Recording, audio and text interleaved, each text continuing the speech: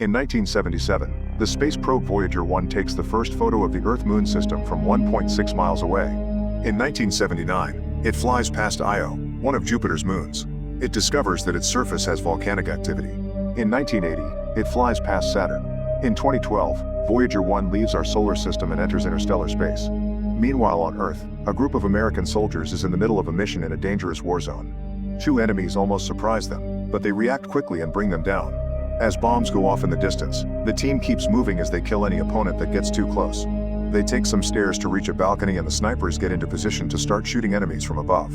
The rest of the team searches the building to kill every man in their way. Dozens of men fall one after the other with no mercy until the building is clear.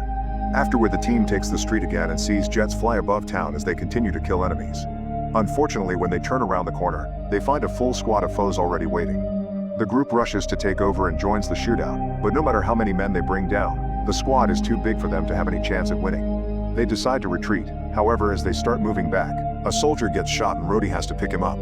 Nobody stops shooting as they run, taking cover in any spot they can find while killing more and more men.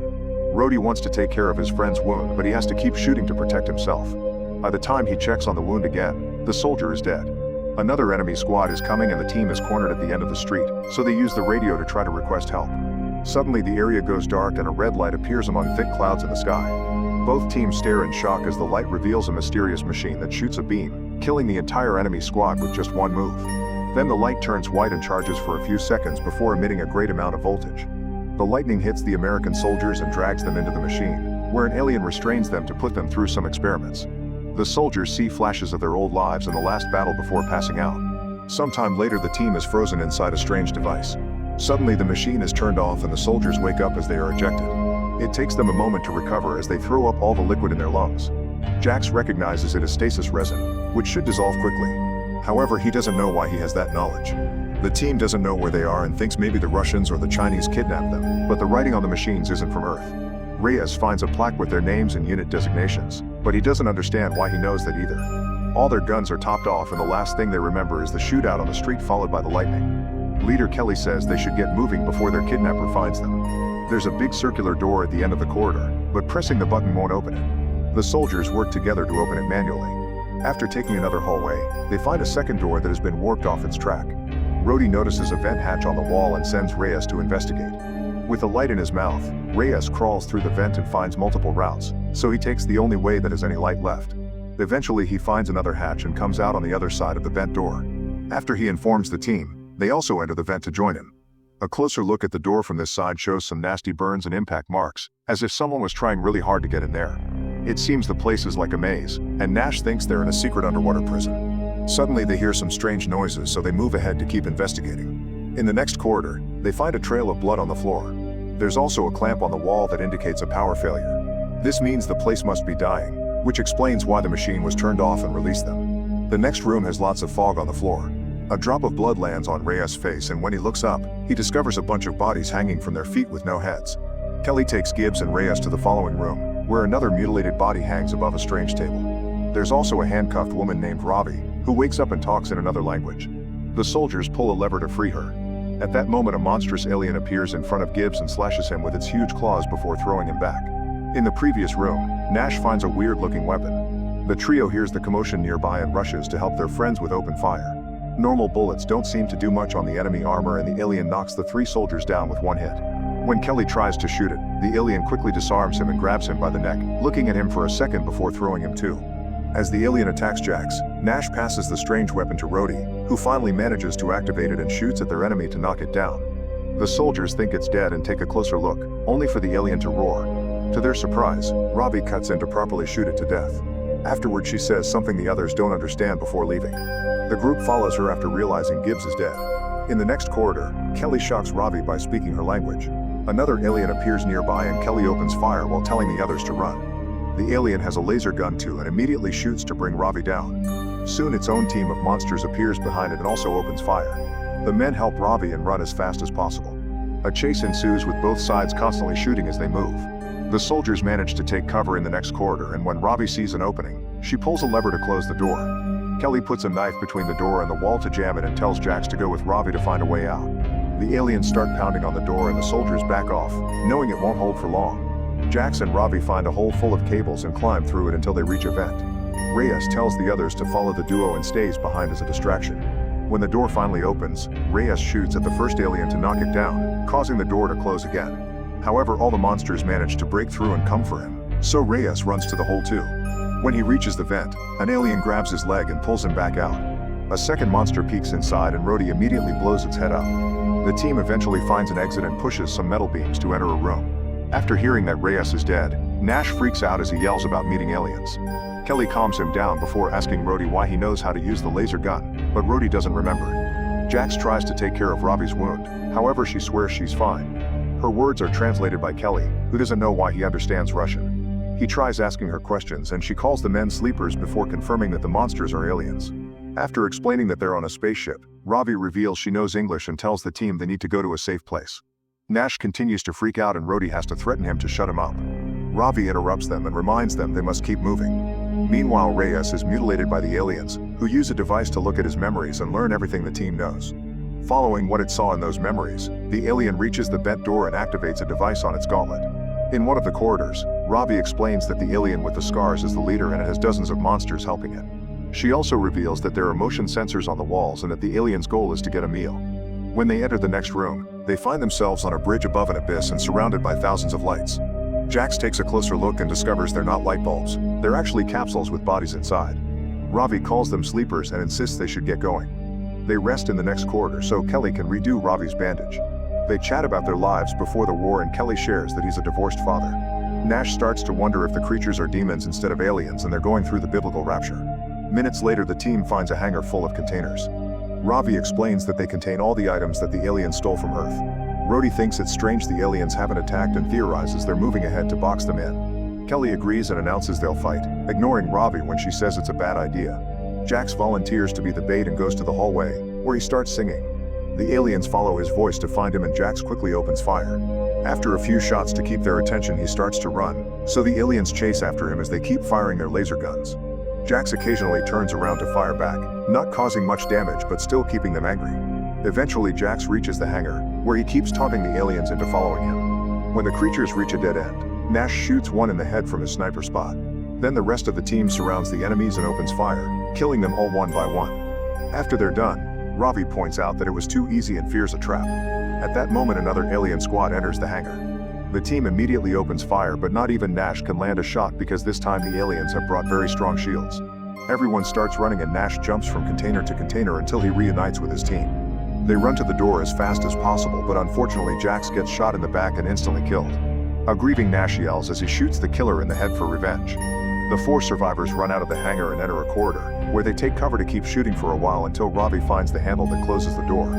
There are aliens coming from the opposite side as well, so the team escapes through a hatch in the wall. They slide down a tunnel and land in a pool full of skeletons and rotting flesh. The smell is so bad that it makes a few of them puke.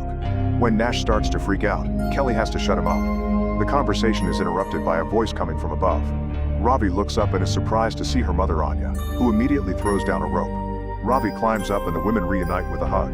The soldiers use the rope too and Kelly notices Anya's uniform, which indicates she's a Russian soldier. Anya guides the group through the corridors, always making sure to avoid the sensors on the walls. She takes them to a hatch on the floor and they go down to the basement, where Anya locks the door. All the walls have been decorated with art. Kelly shares how his team woke up and Anya explains it was a trophy room. They only got to escape, thanks to the machine malfunctioning. She's lost track of time since she was kidnapped, but she thinks she's been here for around 20 or 30 years. The soldiers realize that Ravi was born on the ship. Then Anya reveals that there was an invasion. It turns out that Voyager 1 had a map to invite friendly aliens to Earth. However, these evil creatures found it and used it to invade. First, they kidnapped the world's greatest military strategists and connected their devices to the human minds to gather intel, which means the soldiers were frozen in the machine for decades too. All those strange nightmares they saw were war games created by the aliens to study how humanity fought. This allowed them to crush Earth in just a matter of weeks. The mind connection worked both ways, which explains why the soldiers learned a few things in return. Anya calls this getting gifts. This ship is taking all the spoils of war back to the aliens' planet. It was Ravi's father who sabotaged the reactor and caused the machines to fail. Usually Anya doesn't share with sleepers, that's how she stayed alive for so long. However, her team died during the sabotage mission and now she needs the soldiers' help. Anya's gift is hearing the creatures from afar and understanding what they're saying, and she knows they're trying to repair the communications relay. If they contact their home planet, even more aliens will come. so they have to stop them. The soldiers take a moment to rest and Nash says that they'll never go home. Kelly looks at a picture of his daughter and realizes she must be around 40 years old if she's alive at all, which makes Rhodey think about his kids as well. The team decides they want to fight and organize a plan with Anya.